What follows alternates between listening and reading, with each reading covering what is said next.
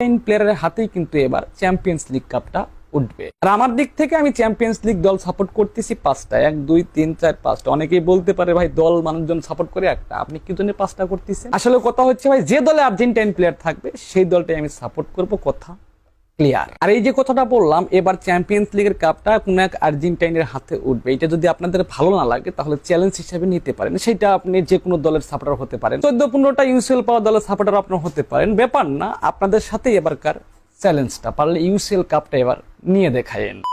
এখন বলতেই পারেন চ্যাম্পিয়ন্স লিগে কোন কোন দল এবং আর্জেন্টাইন প্লেয়ার খেলতেছে আর আপনি কোন দলবান সাপোর্ট করতেছেন। আমি আগেই বলছি 5টা দল সাপোর্ট করছি, তার মধ্যে প্রথম নাম্বার হচ্ছে ইন্টার মিলান, যেখানে আমাদের লাউতারো মার্টিনেজ খেলে এবং আজকে ইন্টার মিলানের খেলা আছে। Inter Milan versus Manchester city, রাত 1টায় খেলাটা দেখতে হবে। দ্বিতীয় দল হিসেবে থাকতেছে অ্যাস্টন ভিলা, যেখানে ইমিলিয়ানো মার্টিনেজ আছে। তৃতীয় দল হিসেবে থাকতেছে অ্যাথলেটিকো মাদ্রিদ, যেখানে আলভারেজ, ডিপল, মলিনা, কোরিয়া আরো 2-1টা প্লেয়ার কিন্তু আপনার আছে আপনার অ্যাথলেটিকো মাদ্রিদ। চতুর্থ দল হিসেবে থাকতেছে লিভারপুল, যেখানে আর্জেন্টাইন ম্যাকলিস্টার আছে এবং লিভারপুল কিন্তু মিলানের সাথে খেলে এই চ্যাম্পিয়ন্স লিগে 3-1 গোলে জয়লাভ করেছেন। পঞ্চম দল হিসেবে থাকতেছে জুভেন্টাস, যেখানে আর্জেন্টাইন নিকো গঞ্জালেস আছে। সব মিলে এই 5টা দলই আমি ইউসিএল এবার সাপোর্ট করতেছি। দেখেন ভাই, দল আমি একটাই সাপোর্ট করতে পারতাম, কিন্তু আর্জেন্টাইন খেলতেছে সেই দলটাকে আমি সাপোর্ট করতে পারতেছি না, এরকম দল সাপোর্ট আমি করব না। মানে কথা হচ্ছে আর্জেন্টাইন